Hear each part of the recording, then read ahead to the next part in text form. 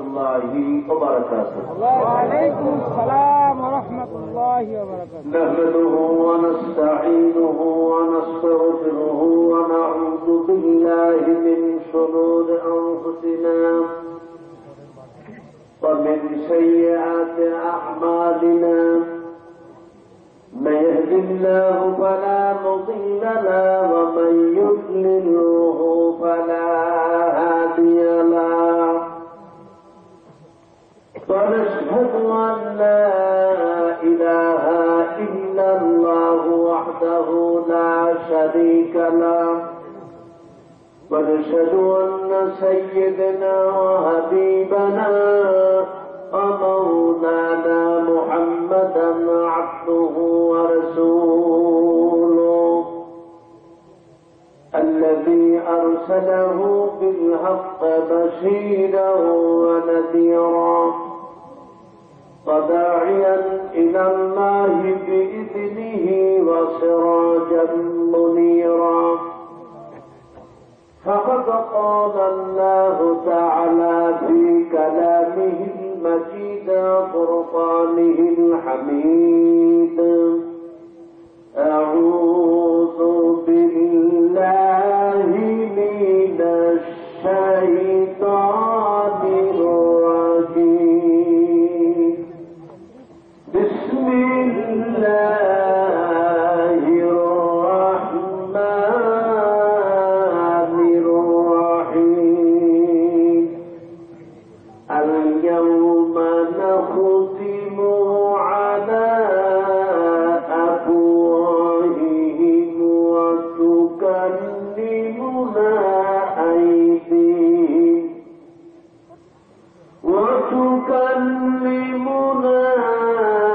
أيديهم وتشهد أرجلهم بما كانوا يكسبون.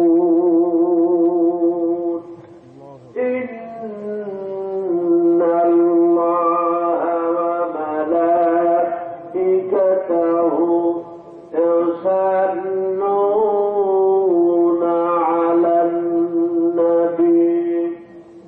يا أيها الذين آمنوا صلوا عليه وسلموا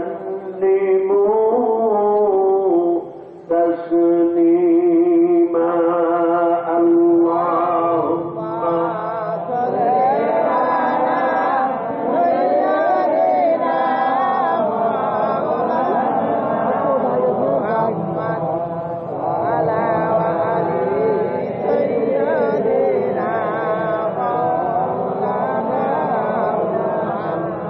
সবাই জোরে সরে পড়েন আল্লাহুম্মা সাল্লি আলা সাইয়্যিদিনা মাওলানা মুহাম্মদ ওয়া আলা আলি সাইয়্যিদিনা মাওলানা মুহাম্মদ। সবাই পড়ুন বাদাওয়ান নুবা বিকামাতিহি كشفت الدجى بجماله حسنت جميع خصاله. صلوا عليه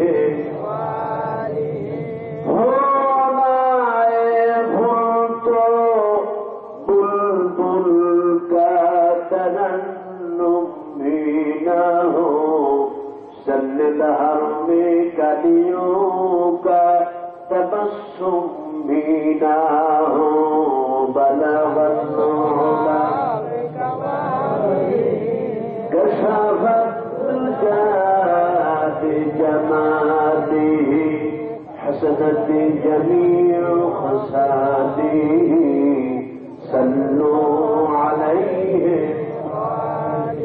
मुझे कुछ मिले क्या न मिले, मोहम्मद मिले यानी वो शहीद से अल्लाह मिले। बना वल्लुला बिकमालिही كشف الدجى بجماله حسنت جميع خساله صلوا عليه اللهم آمين. ربنا ظلمنا أنفسنا وإن لم تغفر لنا وترحمنا لنكونن من الخاسرين.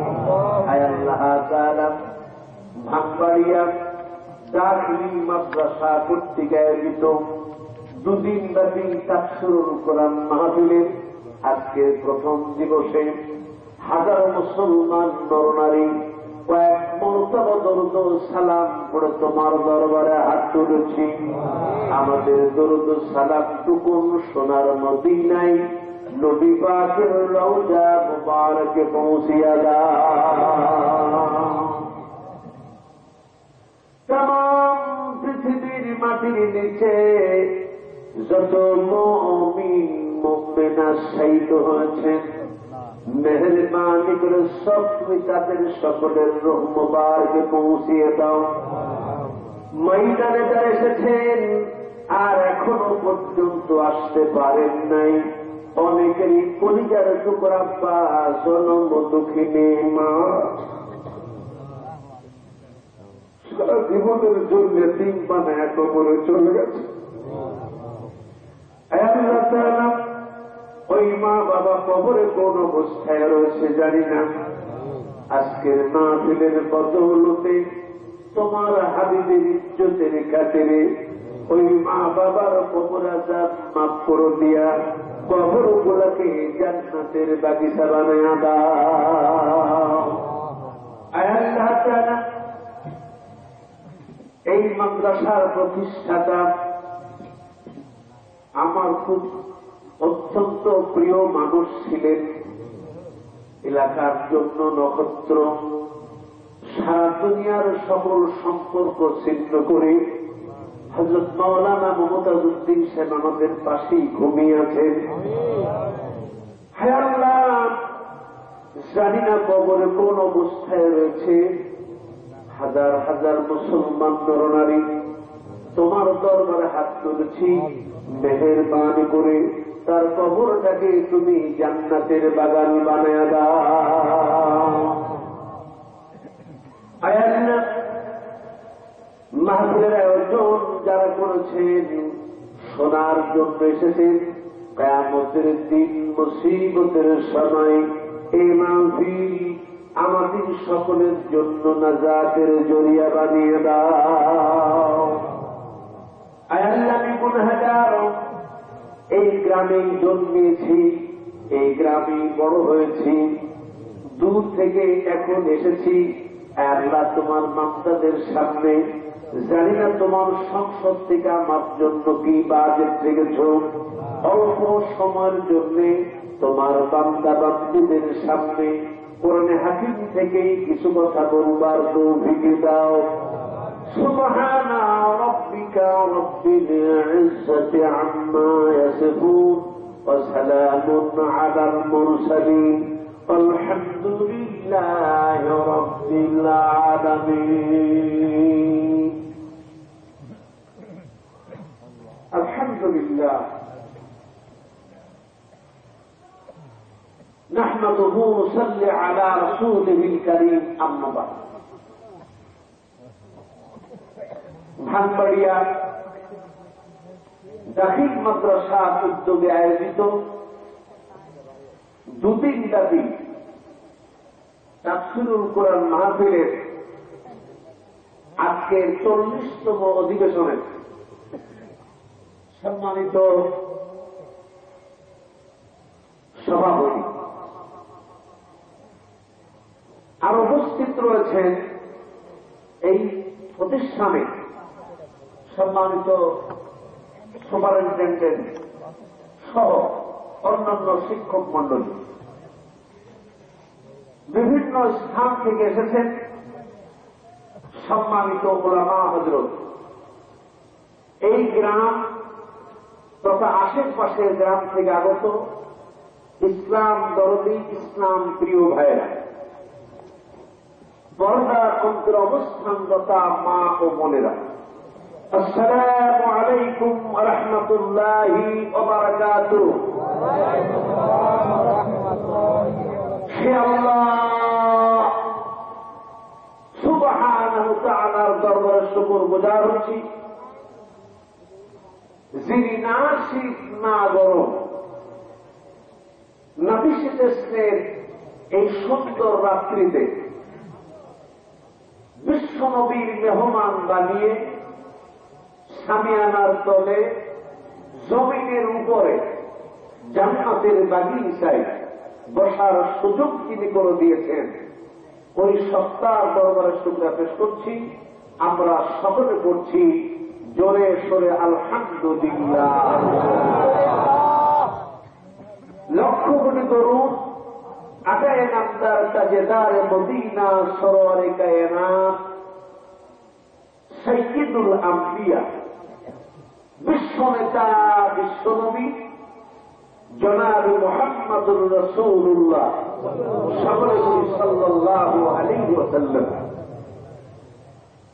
উপস্থিত সম্মানিত ভাইরা, সেই মাগরিবের নামাজের পর থেকে নিয়ে রাত্রি প্রায় 9:30 পর্যন্ত যোগ্য বিজ্ঞ অভিজ্ঞ ওলামা হযরতদের মুখ থেকে পবিত্র কোরআন হাদিস শরীফ থেকে যথেষ্ট গুরুত্বপূর্ণ আলোচনা ইতিমধ্যেই আপনারা শুনেছেন ইনশাআল্লাহ। এই রাত্রিতে নতুন করে আলোচনা শোনার মতো ধৈর্য আপনাদের আছে তো? জীবন আছে? কার কার নাই হাত তুলে দেখান। মাশাআল্লাহ, আলহামদুলিল্লাহ। তো সকলেই শোনার ইচ্ছা আছে। আমি গ্রামের ছেলে, আপনাদেরই সন্তান, আপনাদেরই ভাই, আপনাদেরই নাতি। এখানে লজ্জার কিছু নেই। কি বলেন আছে? যদি ভুল বলে ফেলে তাতে ভয়ের কোনো কারণ নেই। কথা কি? যেহেতু গ্রামে যখন মানুষ আসে, গ্রামের ছেলের শক্তি গ্রামে দুনিয়ার সবটাইতে কি বলে বেশি হয় না কম হয়। এই জন্য অত্যন্ত সাহসিকতার সাথে কথা বলতে পারবো ইনশাআল্লাহ। যদি আপনাদের শোনার ইচ্ছা থাকে তাহলে আমি ইনশাআল্লাহ কিছু বলার চেষ্টা করব, আল্লাহ পাক যদি চাহে। তো তার আগ দিয়ে আমার কানে ছোট্ট একটা শব্দ এসেছে, সেটি হল, আমি ওইটা সরাসরি বলবো না, আমি তো সাইড দিয়ে বলবো। এই মাহফিল সম্পর্কে বিশ্ব নবীজি আমার বলেছেন,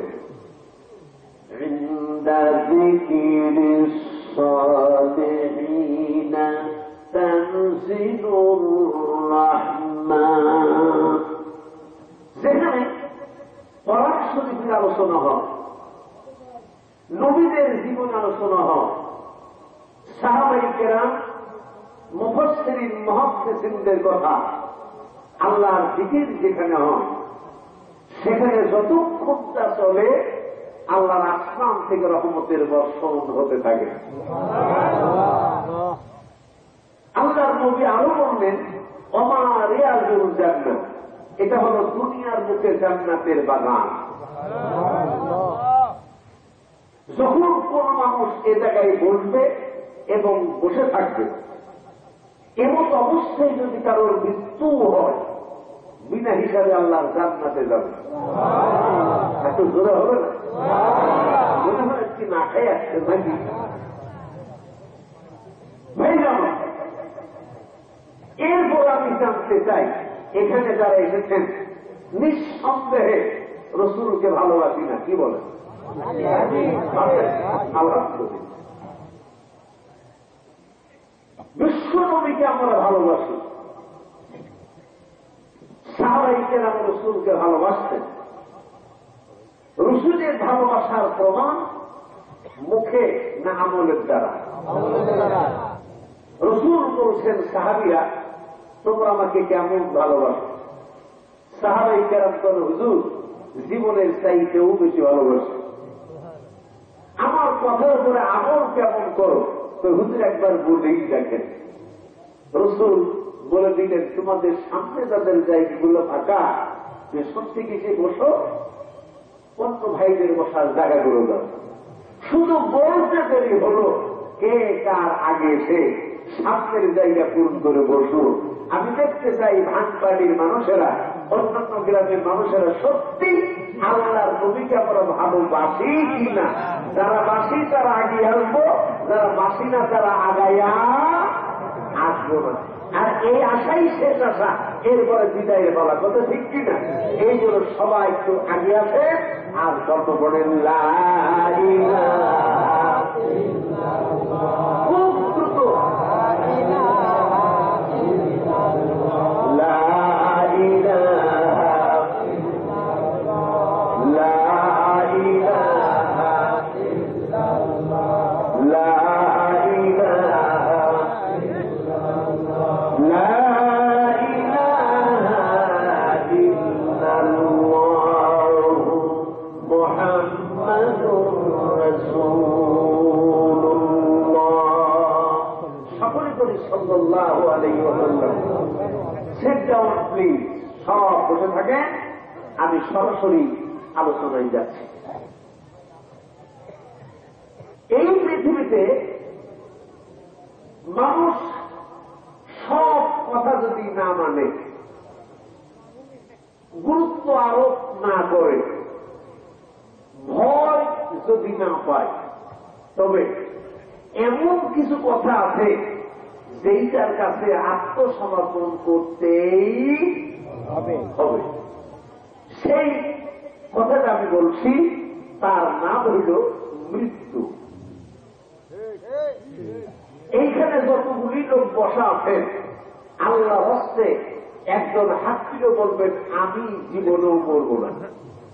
আছেন কেউ? জোরে কোন আছে? তাহলে এক বাক্যে স্বীকার করতে হবে, আমরা সকলেই মরণের ভয় আছে না নাই? একটু জোরে আওয়াজে বলতে হবে।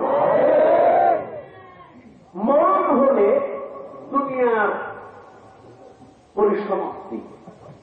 মরণ হলে কি? জোরে কর, দুনিয়ায় কি? আপনি যে হন, যে মানের হন, রাষ্ট্রপতি হন, প্রধানমন্ত্রী হন, স্বরাষ্ট্রমন্ত্রী হন, পররাষ্ট্রমন্ত্রী হন, এমপি হন, চেয়ারম্যান হন, বাড়ির গৃহকর্তা হন আর গৃহকর্মী হন, ছেলে হন আর বুড়ো হন, যার যতটুকু সুপ্রিম অথরিটি অথবা লো অথরিটি যেদিন তার থাকুক না কেন, এই দুনিয়া যেদিন তার মৃত্যু হবে, ওই দিন তার সকল ক্ষমতা, সকল প্রভাব, সকল মর্যাদা, সকল শত্রুতা, সকল হিংসা, সকল সব কিছু শেষ হয়ে যাবে। কথা কি ঠিক? একটাও থাকবে? কেউ মানবে? মানবে। তাহলে মরণকে আমরা সকলেই ভয় করি, নাম্বার ওয়ান। নাম্বার টু, মরণের পরে একটা জীবন মানুষের শুরু হয়, আর এই জীবনটা কোনদিন শেষ হবে না। সেই জীবনটার নাম হল পরকালীন জীবন। যখন সেই জীবনটার নাম কি? আর যখন নাম কি? এখানে একটি লোক হাতটা দিয়ে আমাকে দেখাবে, আমি কিয়ামতের ময়দানে পরকালে আল্লাহর সামনে হাজিরা দেব। কেউ আছেন? জোরে কর, কেউ আছেন? একজনও নেই। তাহলে আখিরাত যেহেতু আমাদের সকলের সেই ময়দানে একত্র হতেই হবে এবং সেখানে একত্রিত হব এমন একজনের সামনে, যিনি হচ্ছেন আমার এবং আপনাদের সকলের কি? সকলের কি? একটু জোরে কর, সকলের কি? সকলের রব।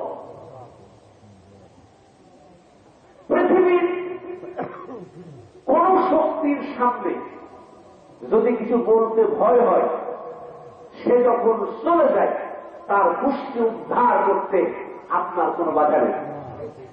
প্রকাশ্যে বলতে যদি আপনার বাধা আছে, গোপনে বলতে কোনো অসুবিধা নেই। জনমের মতো পাইকিনি ধরে ধুয়ে ফেলাইয়াছে, কথা ঠিক কিনা ধরে। কিন্তু এমন একজন সত্তার সামনে আপনি হাজির হবেন যার সামনেও বলা যাবে না, যার পেছনেও বলা যাবে না, যার গোপনও নাই, যার অতীতও নাই, যার ভবিষ্যৎ নাই, যার সবটাই হল বর্তমান। সবটা কি সবটা কি সব বর্তমান। সুতরাং সেই মালিকের সামনে আমাদের সবাইকেই একদিন হাজির হতে হবে। এই আদালতকে, আখিরাতের আদালতকে ভয় পান না এমন কোন মুসলমান আছে কি? অবিশ্বাস করেন এমন কোন মুসলমান আছে কি? নাই। কিন্তু কিন্তু সব জানে, তারপরও ভয় করে, তারপরও সে উঁচু করে চলে, কথা ঠিক কিনা ধরে। আল্লাহ বলে যতই ডানা উঁচা করে চলো, যতই শীত তোমার উঁচু থাক, একটা নির্দিষ্ট সময় পর্যন্ত, সে সময়টাও বেঁধে দিয়েছি আমি আল্লাহ। বলেন فإذا جاء أجلهم لا يستأخرون ساعة ولا يستقدمون। প্রত্যেকটি মানুষের জন্যই তার সময় নির্ধারণ করা আছে, সে যে মাপের হোক আর মানের হোক। সময় কাটা যখন নির্দিষ্ট জায়গায় পৌঁছে যাবে, 1 সেকেন্ডের জন্য এই পৃথিবীর আলো বাতাস খাদ্যখানা পানি তাকে আর রক্ষণ করার কোন সুযোগ দেবে না। ঠিক? আমি আজকে আপনাদের সাবজেক্ট একটি এনেছি, তার নাম হইল আখিরাত। সাবজেক্টটা কি? আখিরাত। আখিরাতের উপরে আজকে আপনার আলোচনা শুনবেন ইনশাআল্লাহ। তেলাওয়াত করেছি সেই দিনটা কি? আল-ইয়াউম, নির্দিষ্ট সময়, নির্দিষ্ট একটা দিন, আর সেই দিনটার নাম হল আখিরাতের দিন, আখিরাতের আদালত, কিয়ামতের ময়দান। নাখতিমু আলা আফওয়াহিহিম, এই মুখ যতই বলুক, এই মুখ যতই খাক, এই মুখ যতই খারাপ কথা বলুক, কিয়ামতের দিন আল্লাহ পাক বলছেন এই মুখমণ্ডলকে বন্ধ করে দেওয়া হবে। কথা খাক আল্লাহ। এই মুখ দিয়ে বলার ক্ষমতা দিয়েছেন কে? আল্লাহ। রাব্বুল আলামিন বলেন আর-রাহমান আল্লামাল কুরআন খালাকাল ইনসানা আল্লামাহুল বায়ান। সেই রহমান শিখিয়েছেন কোরআন, সৃষ্টি করেছেন মানব জাহান, আর বাক শক্তি করেছেন দান, কথা বলার ক্ষমতা দিয়েছেন জোরে সোরে গণকে। কথা বলার ক্ষমতা দিয়েছেন আল্লাহ। যিনি বানান তিনি বন্ধও করতে পারেন, কথা কি? যে ইঞ্জিন তৈরি করেছে, পাওয়ার পাম্প বলুন, মোটর বলুন, ট্রেন বলুন, প্লেন বলুন, ট্রাক বলুন, স্টিমার বলুন, লঞ্চ বলুন, এই ইঞ্জিন যিনি আবিষ্কার করেছেন, ইঞ্জিন আবিষ্কার করতে তার সময় লেগেছে একটানা 18 বছর। 18 বছর ক্লান্ত পরিশ্রম, আল্লাহর দেওয়া মেধা দ্বারা তিনি একটা পর একটা পর একটা থিসিস করে করে সাজিয়েছেন। তারপর ইঞ্জিন স্টার্ট করেছেন, ইঞ্জিন চালু হয়ে গেছে। এইবার চিন্তা করলেন স্টার্ট তো হল, বন্ধ তো করতে হবে, কেমনে করা যায়। এবার বুদ্ধ করে বন্ধ লাইনটা তিনি বের করলেন, টান দিলেন, বন্ধ হয়ে গেল। তাহলে যিনি ইঞ্জিন তৈরি করলেন তিনি ইঞ্জিন বন্ধ করারও ক্ষমতা রাখে কিনা? রাখে।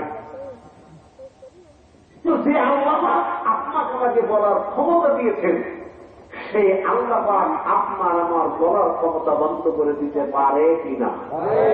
এখন যদি আল্লাহর ভয় আপনার মধ্যে থাকে, তাহলে আল্লাহর ব্যাপারে আপনার জবানকে সংযত করা, এটাই হবে বুদ্ধিমানের কাজ।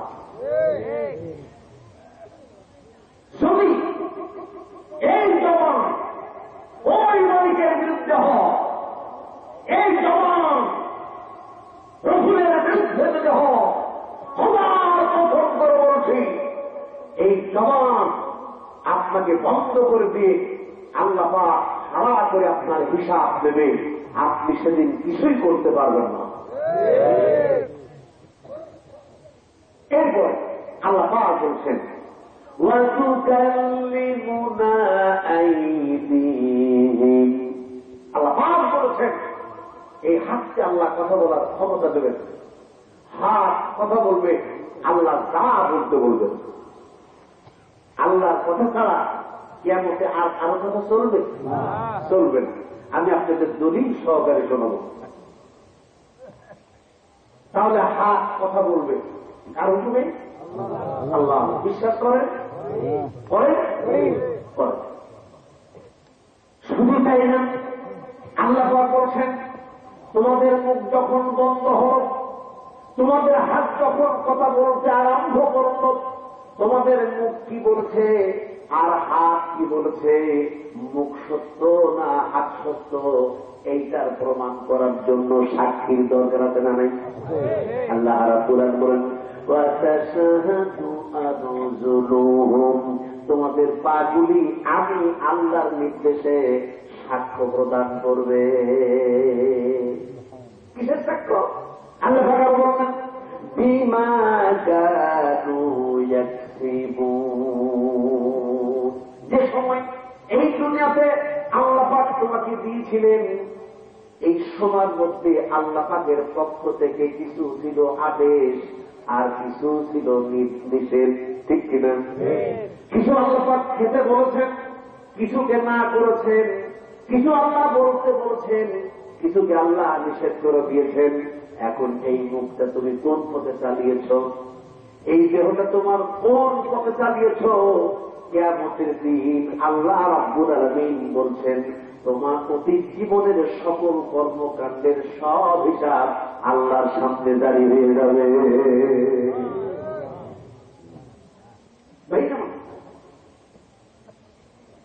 সে সম্পর্কে আল্লাহ পাক বলছেন,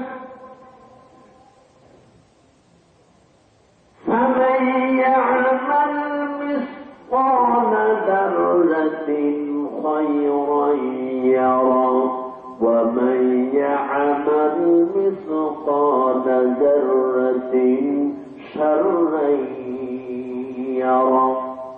আল্লাহ পাক বলেন, যে ব্যক্তি এই দুনিয়ার জমিনে বিন্দু পরিমাণ নেক আমল করবে, কিয়ামতের দিন আখিরাতের আদালতে সে নিজ চোখেই তা দেখতে পাবে। আর যদি বিন্দু পরিমাণ কোন অপরাধের কাজ করে, গুনাহের কাজ করে, সেটাও আল্লাহ পাক কিয়ামতের ময়দানে তাকে দেখানো দেখিয়ে দেবে।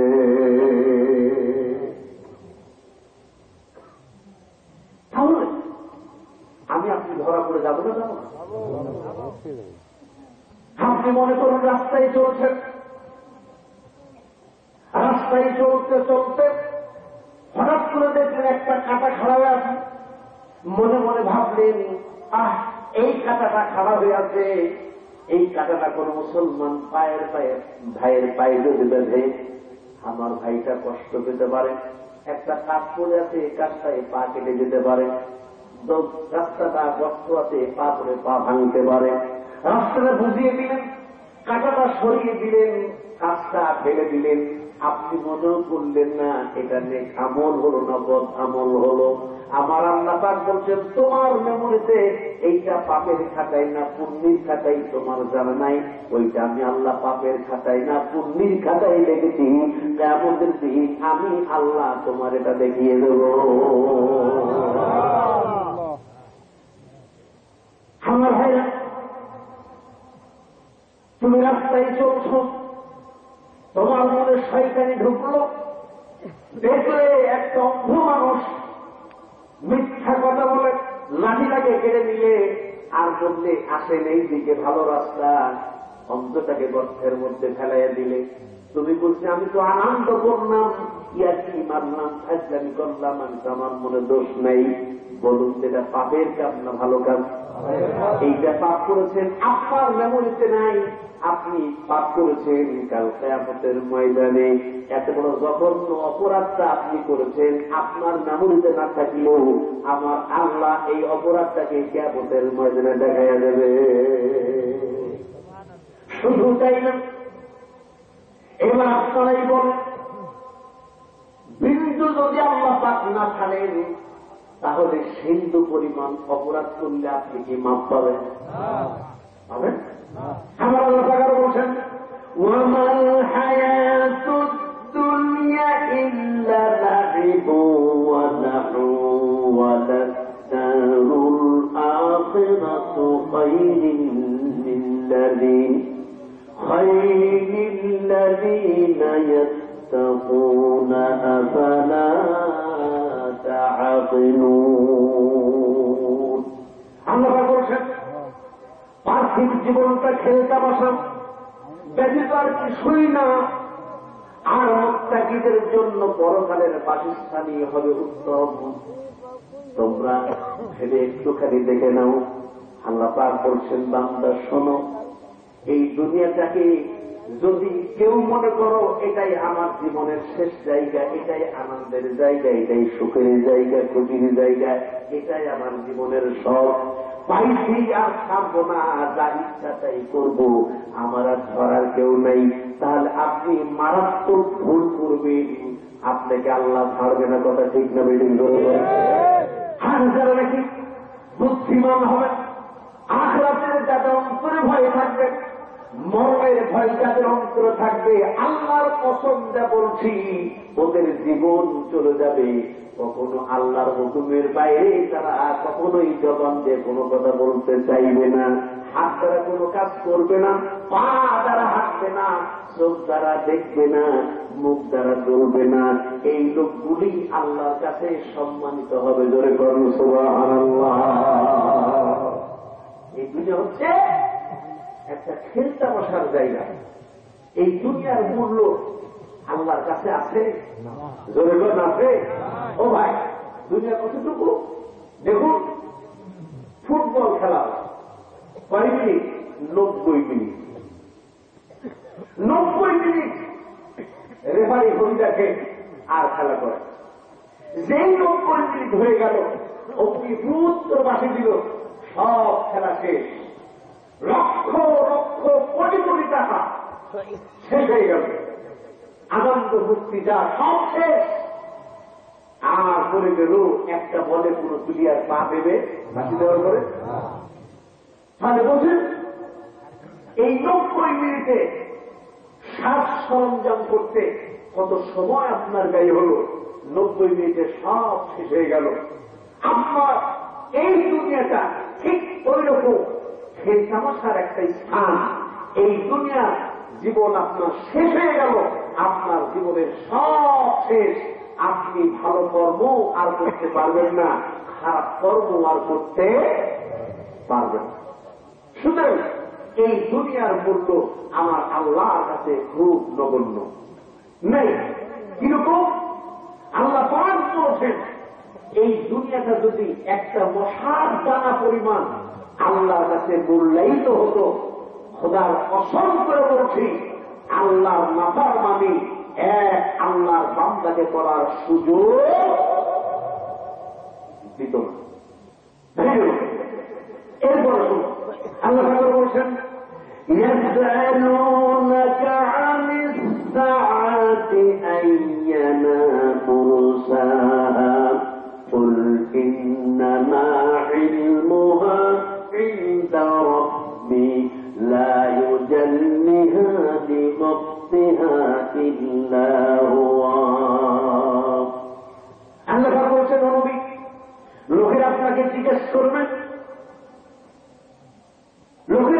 জিজ্ঞেস করবেন কিয়ামতের সময়টা কখন আপনি বলে দেন এই খবর একমাত্র কেবলমাত্র আমার প্রতিপালকই জানেন, আমার রবই জানেন।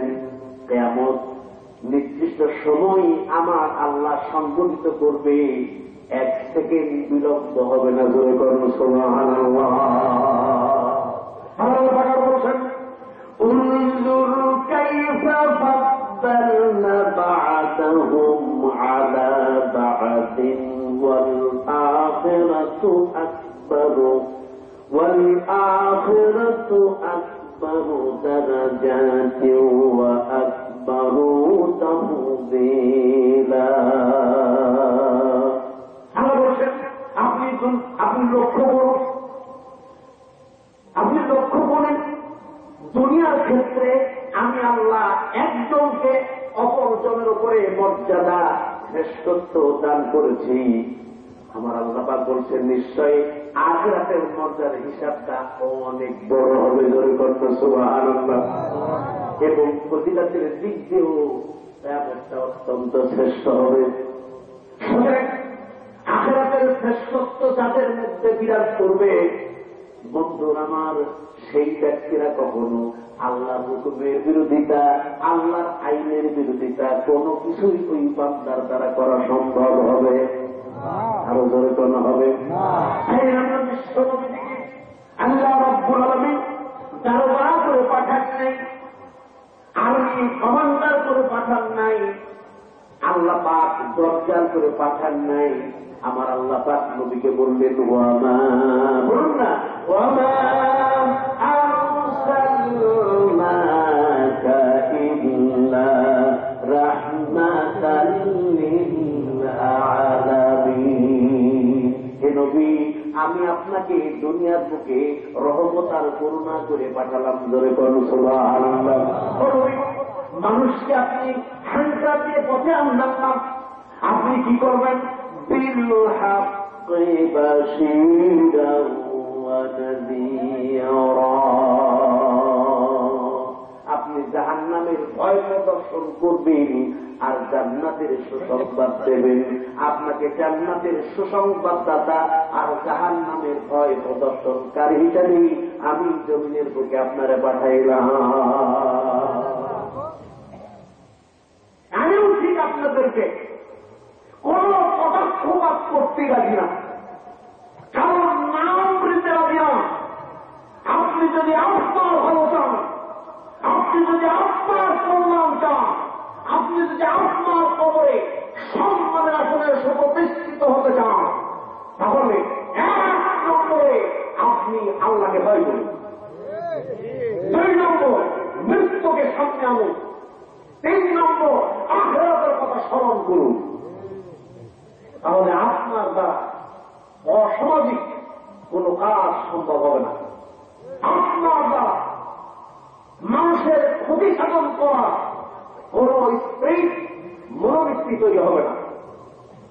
আপনার ভেতরে মানুষকে হত্যা করা, মানুষকে কষ্ট দেওয়া, মানুষকে বিপদে ফেলা, মানুষকে চক্রান্তের জালে আবদ্ধ করে তুলে ধরে টান দেওয়ার কোন ক্ষমতা আপনার হবে না। কারণ আপনিও এই পৃথিবীতে চিরস্থায়ী, যাকে মানবেন সেও চিরস্থায়ী নয়। আপনি কবর আপনি, তার কবরে সে। আপনার হিসাব আপনাকে, তার হিসাব তাকে দিতে হবে। কথা ঠিক কিনা? আমার আল্লাহ বলছেন ইয়াউমা নাহশুরুল মুত্তাকিনা ইলার রাহমানি ওয়াফদাও ওয়া নাসুকুল মুজরিমিনা ইলা জাহান্নামা বিরদান لا يملكون شفاعة إلا من اتخذ عند الرحمن أحدا আল্লাহ বলেছেন সেদিন অবশ্যই আসবেন যখন মুত্তাকি লোকদেরকে আমি মেহমানদের মতো রহমানের দরবারে উপস্থিত করব, আর পাপী অপরাধী লোকদেরকে বিবাসিত জানোয়ারের মতো জাহান্নামের দিকে ছেড়ে নেব। সেই সময় লোকেরা কোনো সুপারিশ করতে সক্ষম হবে না, তাদের ব্যতীত যারা রহমান অর্থাৎ আল্লাহ পাকের দরবার হতে প্রতিশ্রুতি লাভ হয়েছে। জোরে করুন সুবহানাল্লাহ। আমার ভাইরা, তাহলে যারা আল্লাহ পাককে মানবেন, যারা আল্লাহ পাকের কথা মতো চলবেন, যারা আল্লাহ পাকের যারা হুকুমের দায়িত্ব পালন করবেন, যারা আল্লাহর দাসত্ব করবেন, গোলামি করবেন, যারা আল্লাহর ভয়ে ভীত থাকবেন, এই সমস্ত লোকগুলি তাদের দ্বারা যখন অসামাজিক কোনো কাজ হবে না, খারাপ কোনো কর্ম হবে না, ইসলাম বিরোধী কোনো কর্ম করার সাহস যখন তাদের থাকবে না, নিঃসন্দেহে আল্লাহ তাদেরকে যে জন্য পাঠিয়েছিলেন সেই দায়িত্বই তারা সুষ্ঠুভাবে আদায় করবেন। আর এই দায়িত্ব আদায় করার বিনিময়ে কিয়ামতের ময়দানে এমন মর্যাদা আসলে সুপ্রতিষ্ঠিত হবে, ওই দিন আমার রাসূল তাদেরকে মেহমানদের মতো আদর করে যত্ন করে আমার আল্লাহ পাকের দরবারে জান্নাতের দিকে নিয়ে যাবে। আর যারা আল্লাহকে এই দুনিয়াতে ভুলে যাবে, রাসূলকে যারা ভুলে যাবে, যারা ইসলামকে ভুলে যাবে, শয়তান যাদের মাতুব্বার হবে, বাদশা হবে, নেতা হবে, রব হবে, শয়তানের চক্রান্তের জালে যারা আবদ্ধ হয়ে পড়বে, এই সমস্ত লোকগুলির দ্বারা যত অকর্ম কুকর্ম যত খারাপ কাজ সংগঠিত হবে না কেন, এই জন্য যে অপরাধ তারা করবে, এই অপরাধের জন্য আল্লাহর দরবারে তারা আখিরাতের আদালতে আসামি হয়ে যাবে। আর আসামিদের সঙ্গে ব্যবহার ভালো করে না খারাপ করে, আমাদের ভালো করে না খারাপ করে। মারার কেসের আসামির একরকম, চুরি করার আসামি একরকম, ডাকাতির আসামি একরকম, জিনা করার আসামি একরকম, সুৎখোর ঘুষখোর মদখোর একরকম, ভাইরামান ফেন্সিডিল খাওয়া একরকম, ওবামা খাওয়া একরকম, যত রকমের আকাম কুকাম তারা এই দুনিয়াতে করেছে না কেন, এক একজনের এক এক রকমের শাস্তি, এক এক রকমের ধরা, এক এক রকমের বিচার। সকল বিচার কখনো দুনিয়ার আদালতে এক হবে? আরো জোরে কোনো হবে? হবে না। এই কথা বলছিলাম, কাল কিয়ামতের ময়দানে তখন যে সমস্ত অপরাধী মানুষ হবেন, এই অপরাধীদেরকে কখনো মানুষের বেছে নেবেন না, সম্মান আসলে নেবেন না, তাদেরকে জানোয়ারকে যেভাবে টানতে টানতে নিয়ে যাওয়া হয়, গরুর গলায় দড়িটা আপনি বেঁধেছেন, ছাগলের গলায় দড়িটা বেঁধেছেন, গরু হাঁটতে হাঁটতে হাঁপিয়ে গেছে, আর পারছে না, ব্যবসায়ী মুখ ফেটে যায়, ক্ষুধার যন্ত্রণায় সেটা চামড়া পিঠে থেকে দিয়েছেন, গরু তার সবং যে বলতে পারছে না, মালিক আমি আর হাঁটতে পারছি না, পিপাসা লেগেছে, আমারে পানি দাও, আমারে খাবার দাও। এখন গরুটা যখন আর হাঁটতে পারছে না, তখন আপনি গরুটার গলায় দড়ি বেঁধেছেন, গরুর কথা যখন শুনছেন না, তখন আপনি কি করছেন, দড়িটাকে ধরে এমন জোরে টান দিচ্ছেন, গরু পারে না, তারপরও গরুরে আপনি ছাড়েন। জানোয়ারকে যখন টানতে টানতে নিয়ে যান, এই পাপী অপরাধীদেরকে ঠিক ওই রকম টানতে টানতে সাতটাতে সাতটাতে তাদেরকে হাজির করা হবে, আর এরা সব জাহান্নামের মধ্যে প্রবেশ করবে। এখন বলুক তো আমরা জান্নাত চাই না জাহান্নাম চাই? কারা কারা জাহান্নাম চান হাত তুলে দেখা? 1 2 3 4 ও জাহান্নাম চায় বলে দিলে, আমি না মনে করলাম সব পরিবর্তে কেউ জাহান্নাম চিন্তা করতে দিয়েই দেখি কেমন আমরা কেউ জাহান্নাম কিসা কিসা যদি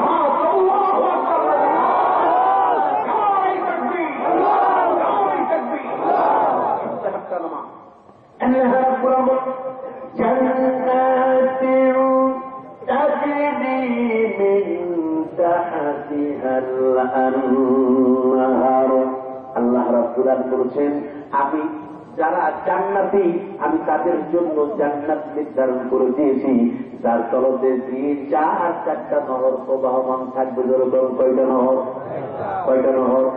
এক নম্বর থাকবে স্বচ্ছ পানির নহর, 2 নম্বর থাকবে মধুর নহর, 3 নম্বর থাকবে দুধের নহর, আর 4 নম্বর থাকবে শারাবান তুহুরা। এই পবিত্র শরবত যখন তাদেরকে খেতে দেওয়া হবে ওরা চিৎকার মেরে বলবে এত সুন্দর শরবত জীবনেও খাই নাই।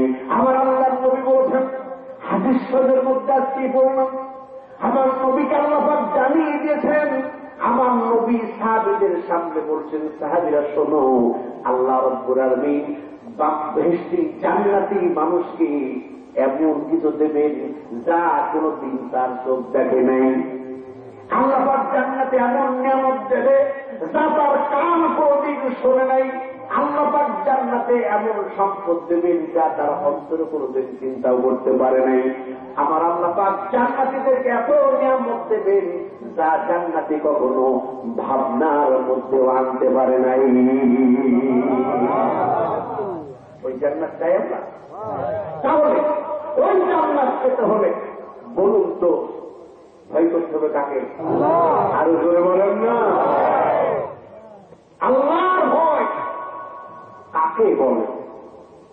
আল্লাহর ভয় কাকে বলে? আজ আপনাদের একটা গল্প শোনাবো, রাজি আছে? সারা রাত কাটবে, উঠতে মন চাইবে না। আল্লাহর ভয়ে মানুষ কত ভীতু হতে পারে, আল্লাহর ভয়ে মানুষ কত নিঃস্ব হতে পারে, আল্লাহর ভয় মানুষের অন্তর থাকলে সেই মানুষটার আচরণ বিরূপ হতে পারে। একটা দৃষ্টান্ত আপনাদের শোনাবো, না শুনে যাবেন নাকি কেউ? কারা কারা যাবেন? হাত তুলে দেন না, যাবেন না? তাহলে একটু কোরআন শোনেন। আমার আল্লাহ বলছেন يومئذ لا تنفع الشفاعة إلا من أذن له الرحمن ورضي له قولا। আল্লাহ পাক বলেছেন হাসর দিন সুপারিশ করার উপকার, সুপারিশ কারো উপকারে আসবে না। আল্লাহ পাক বলছেন কিয়ামতের ময়দানে বান্দা ইচ্ছা করলেও কেউ কারো সুপারিশ করতে পারবে না। জোরে কোন পারবে? আমার আল্লাহ পাক বলেছেন মান যাল্লাযী ইয়াশফাউ ইনদা ইল্লা বিইذনিহি, আল্লাহর অনুমতি ছাড়া কেউ কারোর সুপারিশ করার ক্ষমতা। কেউ যদি মনে করে আমাকে অমুক সুপারিশ করবে, আমার আর কারো দরকার হবে না, মনে করবেন আর সুপারিশ কে করবে ওইটাই সে জানে না। কথা দেখি তো করছেন। কিন্তু এমন ব্যক্তি যার জন্য আল্লাহ অনুমতি দেবেন তার জন্য সুপারিশ করা আল্লাহ রাব্বুল আলামিন পছন্দ করবে। জোরে বলুন সুবহানাল্লাহ। যেমন সুপারিশ কার গ্রহণ করবেন? এই মাদ্রাসা তৈরি করেছেন, এই মাদ্রাসার একটা ছাত্র আপনি জাগিয়ে রেখেছেন, এই ছাত্রটা আলেম হয়ে গেছে, শুধু আলেম না হক্কানি আলেম হয়ে গেছে, যার আচার আচরণ ইবাদত বন্দেগী আল্লাহ সন্তুষ্ট হয়ে গেছে। কিয়ামতের ময়দানে তাকে জান্নাতে দেওয়া হবে। আল্লাহ পাক ঘোষণা করবেন যাও বান্দা তুমি জান্নাতে চলে যাও। সন্তান বলবে আল্লাহ আমার বাবা কোথায়, মা কোথায়? আল্লাহ পাক বলবেন তাদের আমলের দ্বারা তারা জাহান্নামী হয়ে গেছে। আল্লাহ পাককে বলতো আল্লাহ যেই মা বাবার ঔরসাই দুনিয়াতে আসলাম, যাদের সেবা শুশ্রূষায় বড় হলাম, যাদের মাথার ঘাম পায়খানা টাকা দিয়ে আমি মানুষ হলাম, আলেম হলাম, আর সেই বাবা মা জাহান্নামের আগুনে জ্বলবে, আর আমি তোমার জান্নাতে সবরি করা খাবো, তা কখনোই হবে না। যতক্ষণ পর্যন্ত আমার ওই বাবা এবং মাকে আমার জান্নাতের মধ্যে না দেখবো ততক্ষণ পর্যন্ত আল্লাহ তোমার জাতের কসম দেব না আমি তোমার জান্নাতের মধ্যে প্রবেশ করবো না। মনে করছো আল্লাহ রাব্বুল আলামিন এইবার সন্তানের সুপারিশ বাপ মার জন্য গ্রহণ করবেন। আল্লাহ অনুমতি দেবেন যাও তোমার মা বাবাকে নিয়ে সবার কাছে। এইবার সন্তান মা বাবা নিয়েছে আল্লাহর সামনে যখন দরখাস্ত করবেন, আল্লাহ তাদের ক্ষমা করে জান্নাতে বানিয়ে দেবেন। এইবার আল্লাহ বলবেন এখন জান্নাতে যাও। এই কারণে এলেন বলবেন, এই হাফেজ সাহেব বলবেন, কারি সাহেব বলবেন, শহীদ বলবেন, আল্লাহ পাক আমার যেই বাড়িতে থেকে লেখাপড়া করেছিলাম, যাদের দ্বারা আজ মানুষ হয়েছিলাম, আমার সেই লজিক মা আর লজিক বাবা এখন কোথায়? আল্লাহ পাক বলবেন তাদের আমলও খারাপ ছিল, তারা ওই জাহান্নামী হয়ে গেছে। এবার বলবে আল্লাহ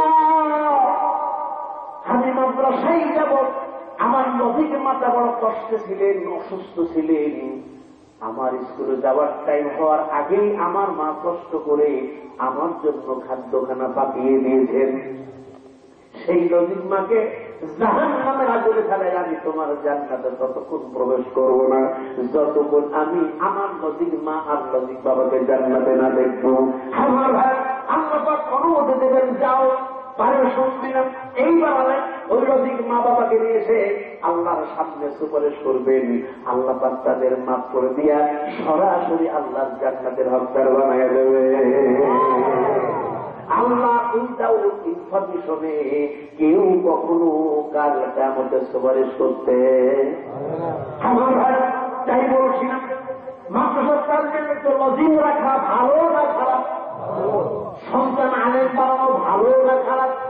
কারা কারা আলেম বানাবেন না তারা হাত তুলে দেখান। সবাই বানাবে এই মাদ্রাসায়, ছাত্র বানাবে, তারা আলেম হবে, উলামা হবে। আজকে আমি যদিও নাকি আপনাদের সন্তান, আজ আপনাদের ভালো লাগুক আর খারাপ লাগুক, আল্লাহ পাক আপনাদের এই সন্তানকে ভারতের গোটা পশ্চিমবঙ্গ আল্লাহ পাক সবরের সুযোগ দিয়েছেন, যা বাংলাদেশের চাইতে বেশি খারাপ হোক না। ত্রিপুরা, মেঘালয়, আসাম, হায়দ্রাবাদ, বোম্বে, আল্লাহ পাক আপনাদের খেদমতে সে সমস্ত জায়গার সুযোগ হয়েছে। গোটা বাংলাদেশের মাত্র 2টা ডিস্ট্রিক্টে এখনো প্রোগ্রামের জন্য যায় নাই, এমনি গেছি সিলেট আর চট্টগ্রাম। এছাড়া বাংলাদেশের প্রত্যেকটা ডিস্ট্রিক্টে আল্লাহ পাক আপনাদের এই সন্তানকে নিয়েছেন। আপনারা দেখেন না খুশি? তবে হ্যাঁ, আজকে এখানে প্রচার করা হয়েছে সুদূর নওগাঁ, রাজশাহী থেকে আগত। ধানবাড়ির কথা বলতে লজ্জা হয়েছে, কথা দেখছি কি কারণে জানেন? এটা তো তাদের না, এটা আমার দোষ না, এটা আমাদের জনতার দোষ। তারা দূরের কথা শুনলে খুব মূল্য দেয়, ঘরেরটা শুনলে দাম দেয় না, কথা ঠিক কিনা? বাংলাদেশ এমন একটা দেশ, নিজে আমদানি করে তার উপর সিট লাগায় মেড ইন চাইনা, কথা ঠিক কিনা? বলো মেড ইন চাইনা লাগালে ওটা বিক্রি বেশি হবে, যদি মেড ইন বাংলাদেশ থাকে কথা ঠিক কিনা? অত দাম ভারতে জাপানকে বলে আসো, আমেরিকা বলে আসো, ব্রিটেনকে বলে আসো, এখানে আর বানা, ফ্রান্স বানা, যা ইচ্ছা তাই বানা, কিন্তু লেখাবে made in India, not a made in Japan. যদি প্রমাণ হয় দেখে আসে। তারা নিজের দেশের সম্পর্কে গর্ব মনে করে, আমরা সেই হতবাগা, সেই হতবাগা জাতি, যেই জাতি নিজের দেশের কদর বুঝি না। উচিত ছিল বাংলাদেশ আমাদেরকে বেশি দিয়ে গ্রহণ করা, কোথায় ঠিক বেশি গ্রহণ করা। রাগ করছেন না তো? রাগ করছেন না তো? এই দেশটার ভাবমূর্তি নষ্ট করার জন্য, এই দেশটার ভাবমূর্তি নষ্ট করার জন্য, এই দেশের ঐতিহ্য নষ্ট করার জন্য, এই দেশের ইসলামী মূল্যবোধের অংশ করে দেওয়ার জন্য সারা পৃথিবীর সমস্ত মুসলিম বিদ্বেষী ইহুদি এবং খ্রিস্টানের দালাল চোরেরা বাংলাদেশ ভর্তি হয়ে গেছে। এবং তাদের কাজ কি? এই দেশটাকে জঙ্গি রাজ্য বানানো। এই জন্য হঠাৎ করে আমদানি হল ইসরায়েল থেকে জঙ্গি। সেই জঙ্গি গোটা বাংলাদেশকে উত্তপ্ত করে মানুষের উপরে চরম নির্যাতন জুলুমের স্টিমুলা এই দেশে চালিয়েছে। মরছে কারা? এই দেশের যুবক, এই দেশের সন্তান তৈরি করলো কারা? তাই বলতে চাই, কোন জঙ্গিবাদ এই বাংলাদেশে ঠাই হবে না। কারণ ইসলাম কোন অবস্থাতে জঙ্গিবাদ পছন্দ করে? ইসলাম সন্ত্রাস পছন্দ করে না। ইসলাম সামারাত পছন্দ করে না। ইসলাম নাস্তানের স্থান নাই। ইসলাম খুনের স্থান নাই। ইসলাম সুদের স্থান নাই, গুণের স্থান নাই। কিন্তু আজকে সুদ, ঘুষ, মদ, জোয়া, জেনা, ব্যবসা, ছিনতাই, রাহাজানি, হাইজাক, সন্ত্রাস, চাঁদাবাজ, মাস্তান, মার্ডার, মনে হচ্ছে দেশটাকে যেন গ্রাস করে খাওয়ার উপক্রম হয়েছে। তাই বলছিলাম, দেশের সম্পদ, দেশের মানুষ, দেশের মাটিতে গর্ব করা শিখুন, দেশ করা শিখুন, দেশ ভাঙার চেষ্টা খবরদার করবেন না। রাগ করলেন নাকি? রাগ করবেন? স্বদেশ প্রেম ইমানের একটা অঙ্গ। যে দেশকে ভালোবাসে,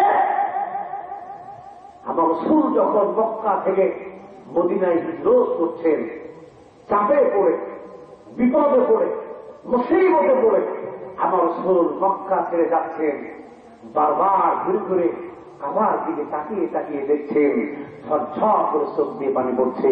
আমার নবী বলছেন, বাবা তোমার ছেলেরা আমি মুহাম্মদ রাসূলকে থাকতে দিল না, তাই তোমাকে ছেড়ে যাচ্ছি, আমার বুকটা ফেটে যাচ্ছে, উপায় নাই, যেতেই হবে। তবে তুমি সাক্ষী থাকো, একদিন বিক্রমে এই মাটি দেশে তোমাকে দখল করব, সেই দিন মুহাম্মদের সামনে দাঁড়ানোর ক্ষমতা আর কারো থাকবে। আমি তাই বলতে চাই, ইসলামকে জঙ্গিবাদ যারাই বানাতে চাও, ভালো করে শুনে রেখে দাও, ইসলাম এমন একটা দিন আসবে, সেই দিন ইসলামের নাম দিয়া এইরকম যারা করতে যাবে, তাদের ভাইয়ের আমার অবস্থা ঠিক ওদের মতোই হবে। ইসলাম জঙ্গিবাদের স্থান না। কারণ সন্তান যদি হিত করে, খোদার প্রথম আপনি বাবা হিসাবে আপনার দায়িত্ব হল আপনার সন্তানকে প্রশাসন হাতে সবক করা। যদি সেটাকে আপনি প্রতিষ্ঠা প্রশাসন হাতে সবক করে তার বিচারের কাজ করাবেন, তাহলে আপনি আপনার সন্তানের চরম বন্ধুত্বের পরিচয় দেবেন। কারণ আপনার সন্তান বেঁচে যাবে। আর যদি খারাপ পথে চলে যায়, আপনার সন্তান মারা পড়ে যাবে, সারা জীবনের জন্য হারাবেন। সেই কেমন একটা ঘটনার মতো হল, হযরতে দাউদ আলাইহিস সালামের কাছে একটা বিচার আসছে। বিচারটা কিরকম? এক মা সন্তান প্রসাদ করেছেন, তার আরেকজন স্ত্রী আছে, কয়টা হল? যেরকম কয়টা হল? যিনি সন্তান প্রসব করেছেন আর যিনি করেন নাই, কৌশলে ক্ষমতা বলে সন্তানের দাবিদার হয়ে গেছে। যে সন্তান প্রসব করে নাই, সন্তানের কি সাথে? কি সাথে? মা।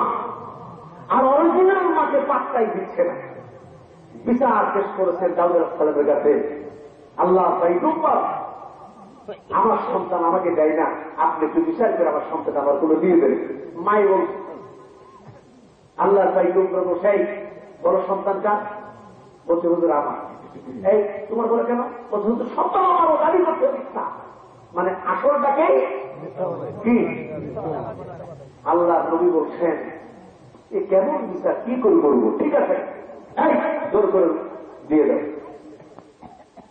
তখন দুই মা যে পাইছে, যার না খুশি হবে না, আসল মাতা মন খুব খারাপ করছে, খুব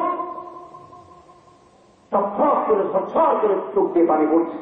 ঠিক এই মুহূর্তে হযরত সুলাইমান আলাইহিস সালাম বসা, বলে আব্বা বিচারটা সঠিক হল না। বল কিরকম? বল আপনি দুইজন দাবি করছে এক ছেলে, দুইজন কখনো এক ছেলের মা হতে মাত্র একজন। সুতরাং একটা ছেলেকে যখন দুইজন দাবি করেছে, আপনি একজনকে খুশি করে দিলেন আর একজনের চোখে পানি ধরালেন, এইটা সঠিক বিচার হইল? যেমন বিচার হচ্ছে, কি বলেন? কি বলেন ভাইয়া? বলছিলাম সেই কথা। এইবার সোনাস্থানে বলছে, বাবা তাহলে বিচারটা কি হবে, তুমি কর। বলছে যদি অনুমতি দেন। বলছে হ্যাঁ দিলাম, অনুমতি করো। বলছেন ধারবা তরবার নিয়ে আসো, তাই তরবার নিয়ে আসো, বাচ্চাটাকে রাখো। আমি এক কোপ দিয়া সমান করে দুটো বাচ্চাকে, একটা বাচ্চাকে দুটো ভাগ করবো। দুই ভাগ করে একজনকে কাল্লা আর একজনকে কি বলে। এবার বলুন তো বাঁচবে কার? আল্লাহর পয়গম্বরের বিচার নাই শোনার সঙ্গে সঙ্গে জনম দুঃখিনী গর্ভধারিণী মা চিন্তা করলেন, এই বাচ্চা যদি নিখণ্ডিত হয়ে যায়, এই বাচ্চাটা তো আমার মারা যাবে, ওই বাচ্চাকে আর কোনদিন আমি দেখতে পাবো না। কিন্তু বাচ্চা যদি জীবিত থাকে, আমি মা হইয়াও বারবার আমার সন্তানের দেখতে পাবো। এইবার মা হাওমাও করে কেঁদে বলছেন, আল্লাহর পয়গম্বর, আল্লাহর পয়গম্বরের সন্তান, আপনার বিচার আমি মানব না।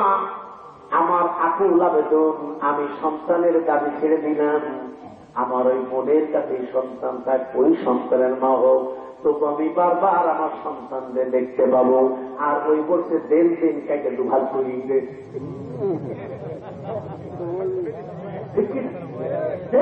দুভাগ করতে তো পারতে হবে, ওর তো কষ্ট হয়েছে। আমার ভাই এইবার গর্ভধারিণী মা হাওমা উপরে কেঁদে কেঁদে যখন আল্লাহর পয়গম্বরের কাছে এমন করে বলছেন, তখন আল্লাহর পয়গম্বর ব্যাপারটা বুঝতে পেরেও পারলেন না। হযরত সুলাইমান আলাইহিস সালাম বলেন, আব্বা জান, এবার কে বুঝতে পেরেছেন আপন সন্তানের আসল মা কে? আল্লাহ কি করে বললাম, বলে আল্লাহর নবী যে মা বলল বেহেশতের সন্তানকে দুই টুকরাই করে দেন, কখনো জনম দুঃখিনী মা সন্তানের মৃত্যু কামনা করতে পারে না। এ যেহেতু আসল মা না, এই জন্য সন্তানকে দুই টুকরা করে জীবনের মতো সন্তানকে শেষ করে দিতে চাই। অতএব এ হল সৎ মা, আর এটাই হল তার আসল মা।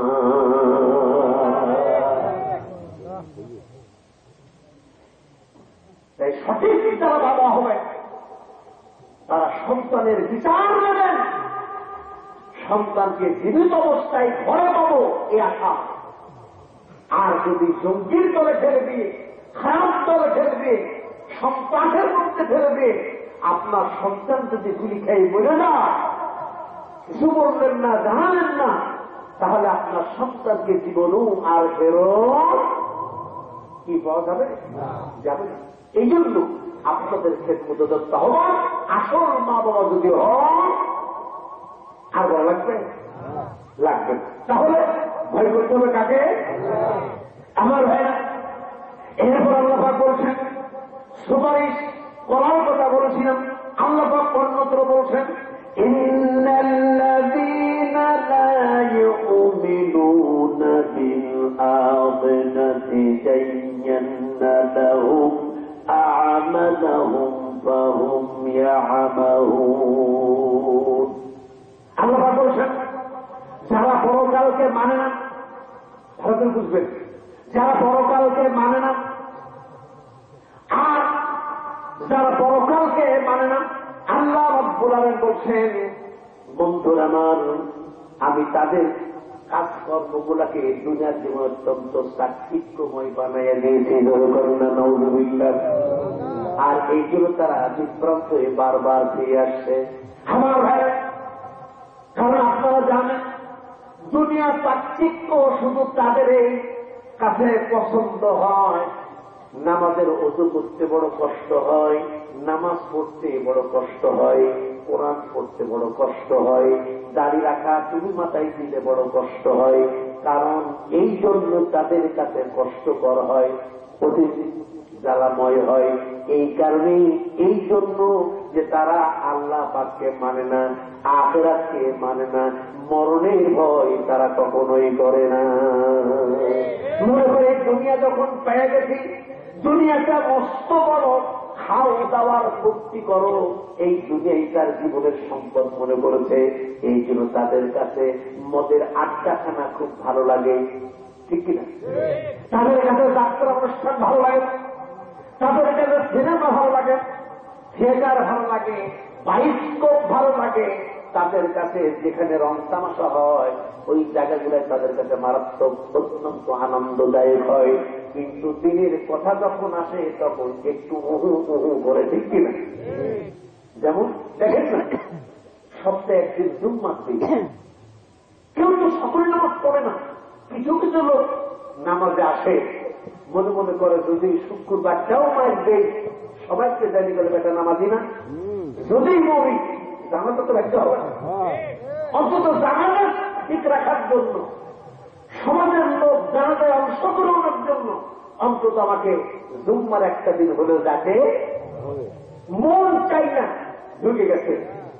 যাওয়ার পরে কি করলো, ইমাম সাহেব একটু বক্তৃতা লম্বা করে ভালো, এখন কি করছে আর মন করছে না, এখন ভেতর থেকে করছে। তার মানে ইমাম অত লম্বা করো না, খাটো করো। যদি তেলাওয়াতটা লম্বা হয় তবু একটা সিগন্যাল দেয়, কথা কি ঠিক কিনা? এরা লোক আছে না নেই? ইমাম সাহেব 2 রাকাত নামাজ কোন রকমে আদায় করে সালাম ফিরাতে দেবে, মনে হয় রূপসাটের বোধহয় মসজিদ থেকে বাইরে হচ্ছে, কথা ঠিক কিনা? আমাদের এই চরিত্র আছে না? তার মানে ওই লোকদের বড় কষ্ট হয় যারা আমার আল্লাহকে ভয় করে না, যারা আখিরাতকে বিশ্বাস করে না, আলেম উলামাদের ওয়াজকে তারা পাত্তা দেয় না, মনে করে আলেম উলামারা এরা তাদের বানানো কথা বলে। কি ভাই কথা ঠিক কিনা? মনে করে তারা এই জন্যই তারা এমনটাই করে থাকে। দায় সারা সমাজ রক্ষা করা আমার আল্লাহ পাক এদের সম্পর্কে বলছেন, এই সমস্ত লোকদের জন্য দুনিয়াকে বানালাম চাকচিক্যময়। যেমন রানী বিলকিস, সে ছিল চন্দ্র সূর্য পূজক। কি ছিল? কি ছিল? সূর্য পূজক। গোটা দেশবাসীকে সমর করে নিয়ে তিনি সূর্যকে পূজা করত। সেখানে হুদুদ নামক একটা পাখি এই দৃশ্যটা দেখার পরে ওর মাথা গরম হয়ে গেল। যেহেতু হুদুদ ছিল আল্লাহর গোলাম, আল্লাহর পয়গম্বর হযরত সুলাইমান আলাইহিস সালামের গোলাম, সুতরাং তার আগুন চলে গেল। আশ্চর্যজনক কথা যে আল্লাহ পাক এত সুন্দর সম্পদ দিয়েছেন, রাজত্ব দিয়েছেন, রাজসিংহাসন দিয়েছেন, সে আল্লাহর পরিবর্তে সূর্যকে শ্রদ্ধা করে। উনি প্রতিজ্ঞা করলেন, যতক্ষণ তোমাকে আল্লাহর দরবারে সেজদা দিয়েছে না পারবো আমি তোমাকে ছাড়বো না। এইবার রানী বিলকিসের দৃষ্টি আকর্ষণের জন্য আল্লাহর পয়গম্বর সুলাইমানের কাছে বলছে, আল্লাহর পয়গম্বর, কোরআনে আছে সূরা নমলের মধ্যে আজকে বিষয় বলবো না, শুধু এখানে আসছে বলে বললাম, তাকে সূরা নমলেরই আয়াত। রানী বিলকিস এবং তার লোকজনের কর্ম সম্পর্কে আল্লাহর পয়গম্বর সুলাইমানের কাছে বলছে, আল্লাহর পয়গম্বর, শয়তান ওদের সমস্ত কাজকর্মগুলোকে এত শোষিত, এত চাকচিক্যময় বানিয়ে দিয়েছে, যার কারণে তারা তার মধ্যেই সার্বক্ষণিক বিভোর থাকে। আর এই কারণে তারা আজ পর্যন্ত তারা হেদায়েত লাভ করে নাই। জোরে নাউযুবিল্লাহ।